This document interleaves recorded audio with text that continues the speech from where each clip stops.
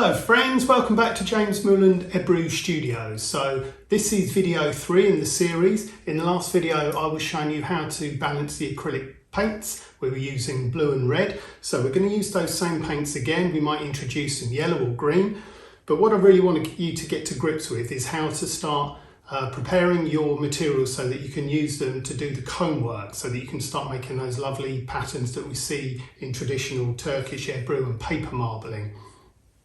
Okay, so I'm going to zoom the camera in. I'm going to talk you through it step by step. If you haven't learned how to apply the acrylics, then you need to go back to video 2 and start there. And if you don't know how to make your marbling size using Carageenan or Methylcellulose, then you need to go back to video 1.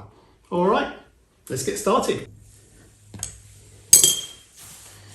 Okay, so let's get started. Now, if you want to follow along and use the same colours that I'm using the red and the blue that we used from step 2. But this time I'm also going to use sienna, which is brown, and green, emerald green this one's called. So if you have those colours you can follow along. If you don't, then don't worry about it. It's not too important what colours you're using. The main thing is to apply the correct amount of paint so that you don't get fragmented colours or bleeding. So I'm just going to clean the surface. So if you remember from step 2, if you take off your sheet of paper and there's still paint on from your previous one, you don't want it on there. See, some of this has bled off. So if you want it completely clean, you have to lay on another sheet of paper.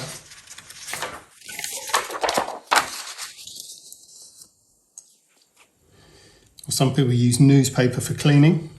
But I've got cheap copy paper for this whole. When I'm teaching students, we just use copy paper. You can use all different kinds of papers, but for this kind of work, when you're just learning and getting to grips with it, just use copy paper because it's nice and affordable. But if you've got other papers lying around at home that you want to experiment with, some people use old sheet music paper or craft papers that they might have. So feel free to experiment.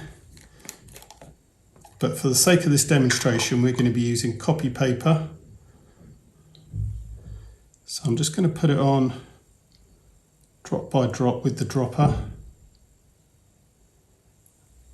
And I want to completely cover the surface because I want a nice bold colour so it comes across well on the camera. But you can play around with how much paint you put on to control the tones that you're looking for.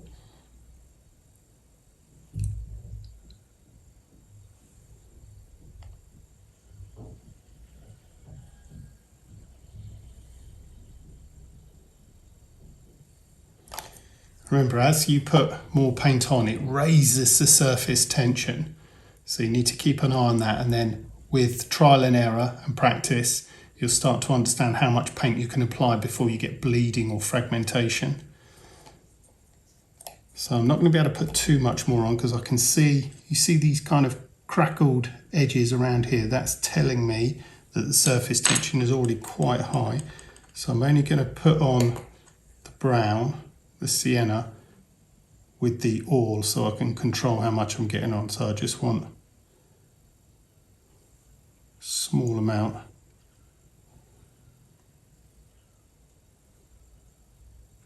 So we don't overwhelm it. Now using my thickest all, I'm going to do gel get, which in Turkish means come and go. So I was trained in Turkey, so I do Turkish Ebru. So I tend to use the Turkish words. So gel get just means come and go. And we're going to be doing comb work, which in Turkish is tarak. So when you're searching around on YouTube or Google, you might see some of the Turkish words. In fact, if you want to see really advanced paper marbling, it's good to search in the Turkish terms because then you're going to find things that you won't find using the just English words.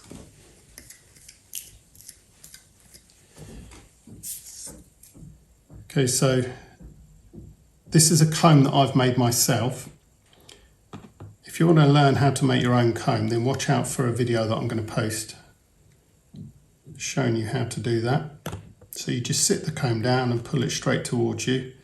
Now, I'm not particularly happy with the fragmentation here, so on the next one I'm going to use less of the red to begin with, because the reason it's fragmenting like that, I'll show you on the paper, is because of the balance between the different colours overcoming the surface tension. So it's telling me that it's pushing it to the limit, but because I wanted a nice bright bold colour so that you can see what I'm doing on camera,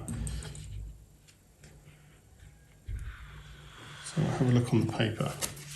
Yeah, you can see where it's fragmented.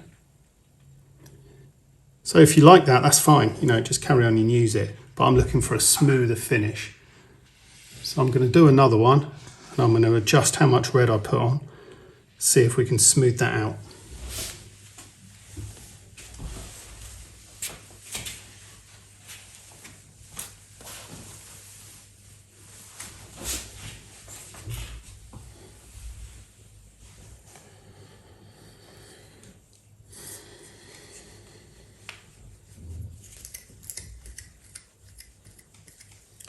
Remember, we're in between using the comb.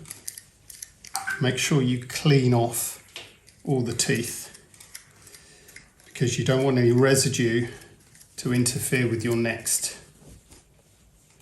So just get cloth or a tissue and wipe it off so they're nice and clean, ready for the next masterpiece.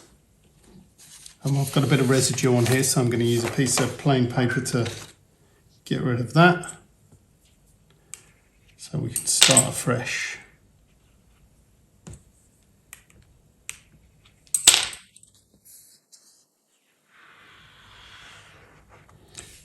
Now you might have noticed I glide my paper over the edge, because in Turkish Ebru, where the kind of paints that we use are so well formulated that they don't tend to bleed if you use the correct amount.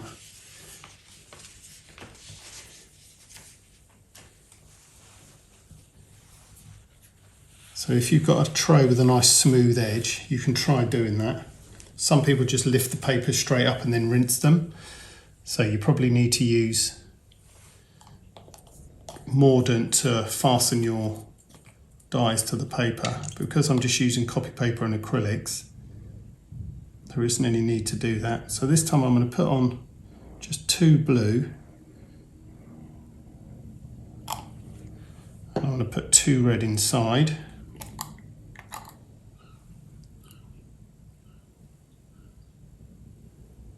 Going to see how they behave.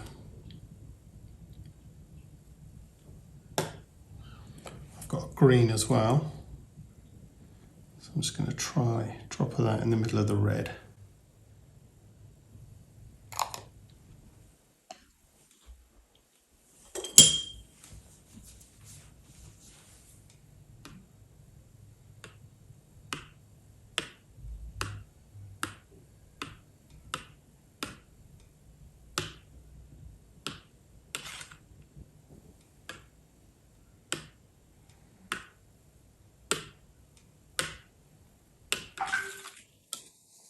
So depending on which way you're going to use the comb, so because I'm going to pull the comb this way, I want my horizontal lines going from left to right. If you were using it this way, then you'd want your lines going vertically for when you pull your comb through. Sit the comb in, pull it towards you. Okay, so that's better. Got the balance right. It's not too fragmented this time. Now if you want to make it more complex, so you've done your comb work, but you're like, what can I do to make it more interesting? I'm going to use the thinner tool. I'm just going to snake my way through it. And back the other way.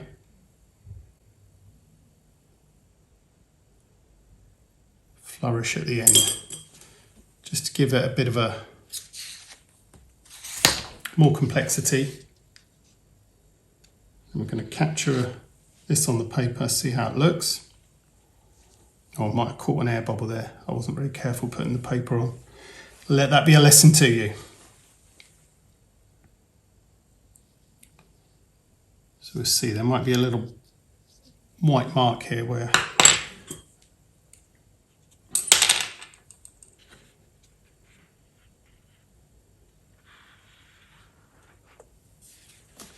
Okay, yeah, look, you can see there where I caught air when I was laying the paper on. That was because I laid it down a little. I was a little bit sloppy putting it on.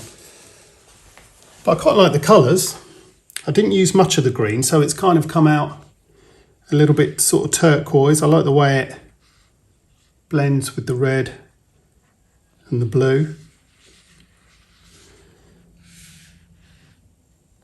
So you can play around with the ratios of colour that you use. So this time actually I'm going to use a little bit more red and just see how that comes out.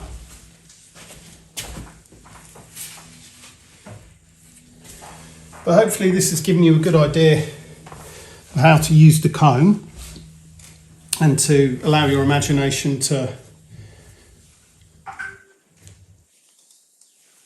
sort of run away with you, so that you can come up with different ways of making a basic comb technique more interesting. I'm just wiping the comb off now. Always remember to wipe it off between, so that it's nice and clean, ready for the next one. Now I'm not going to clean the tray this time because it's fairly clean.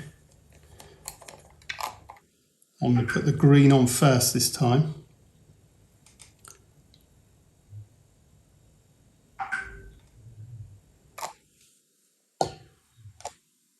And then the red, and then the blue last.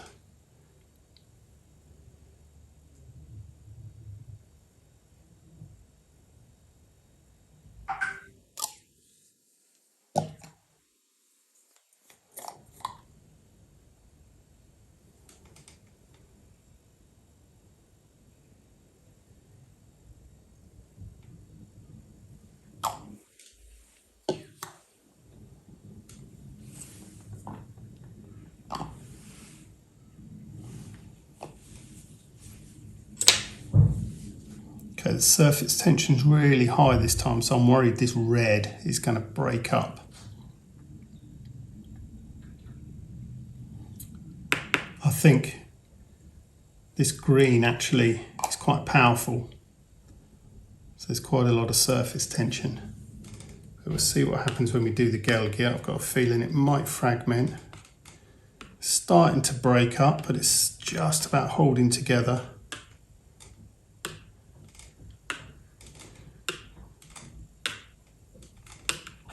It might not like the comb being pulled through it.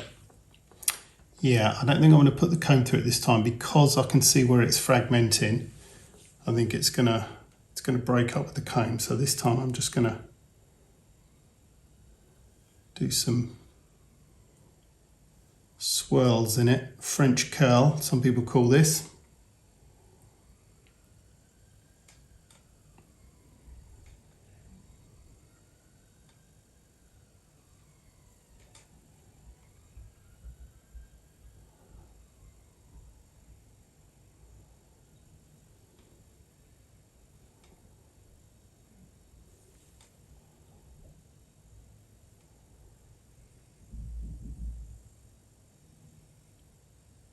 Because that green is kind of giving us a turquoise colour, it does remind me of the sea. So I think it'd be quite nice with those waves in it.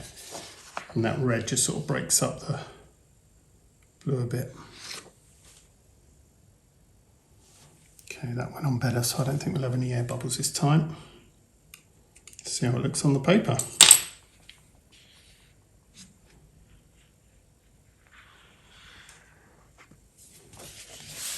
Okay, yeah, it's pretty good on the paper. So I'm going to put it over on the drying rack to dry, and I'm going to do one more so that we can see how we use the comb one more time. This time I'm going to clean the surface off. Let's get rid of these bubbles.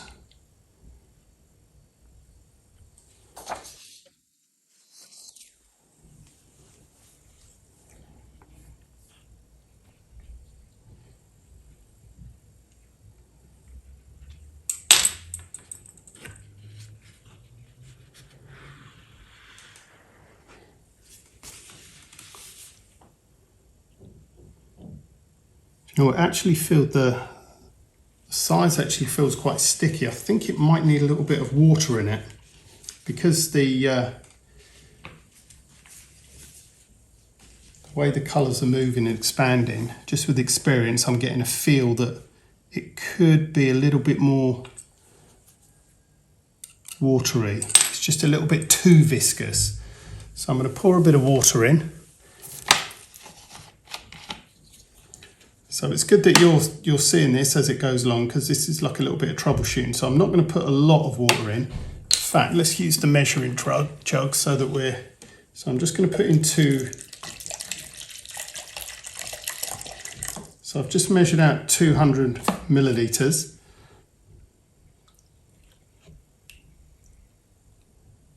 I don't think I'm even going to put all that in. I think I'm only put half in. So it's about 100 millilitres.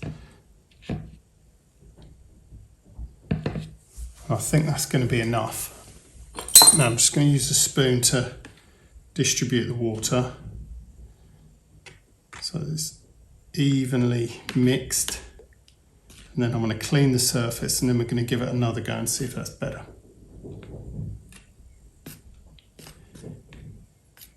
So I was using this mix the other day for figurative work, and you want a stiffer mix.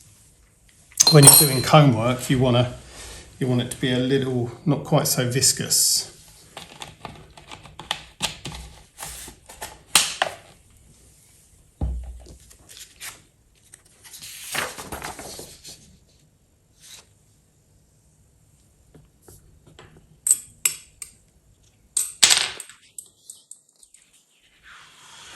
Okay, so that's nice and clean now, and it doesn't feel quite so sticky.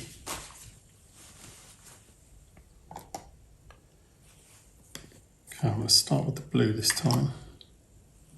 Just 2. Oh yeah, did you see how that expanded much more quickly just with 2 drops? Okay, so now, because the liquid's not as viscous and the surface is nice and clean, yeah, these bubbles don't feel quite sticky. 1, 2.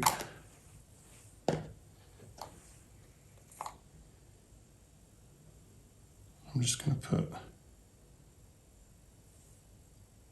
green in the middle of those. I think that's going to do us this time. Yeah, I think that's going to be better.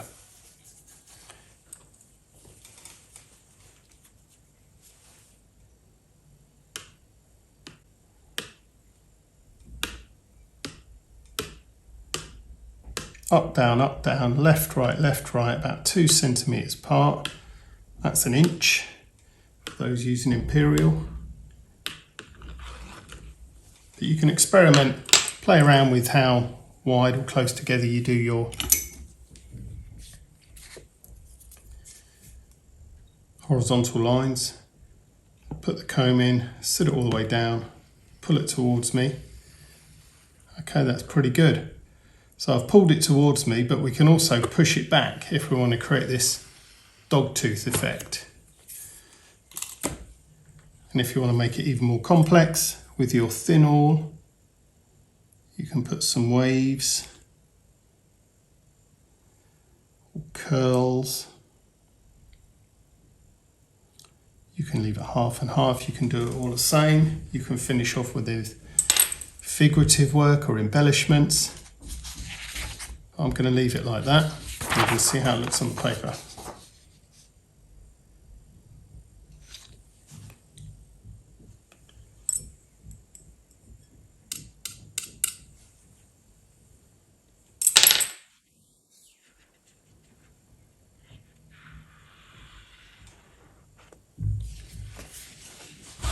Okay, yeah, I like that. That's turned out pretty well. So there you go. So there's a couple of different ways you can use the comb. If you can't find combs anywhere, then look out for a video I'm going to do on how to make your own comb. I'm going to show you how we make these. I've just used, this is, I've used old recycled foam board. So this is waterproof. And these are sewing machine needles. So they're really nice and strong. and I think they're about 6 centimetres long. So watch out for that video if you want to learn how to make your own.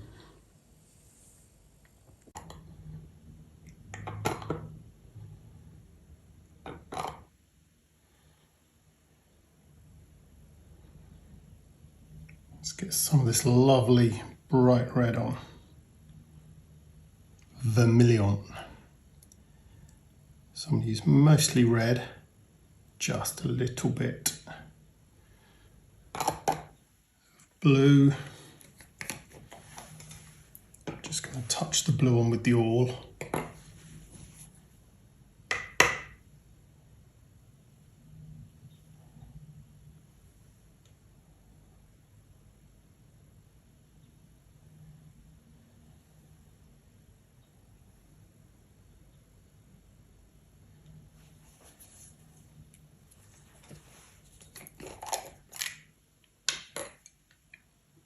Try this little bit of this green as well.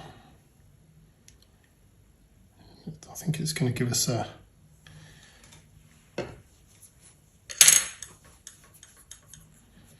of turquoise.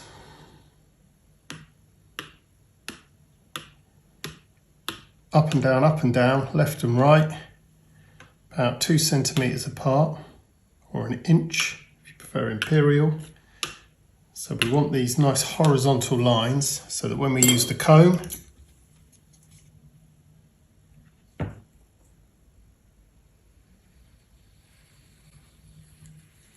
get that nice cone shape. We're going to go back just halfway just so you can see what happens when you comb one way and then back the other. So that's the normal comb technique, and then we've pushed back to get this dog tooth effect. And if you want it to look even more complex, you can use your thinner awl, put in some nice snaky swirls.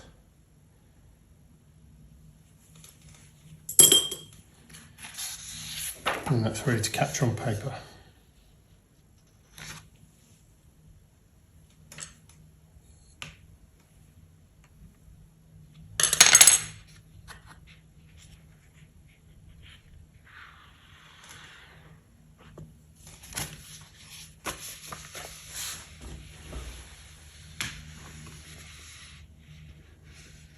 Not bad.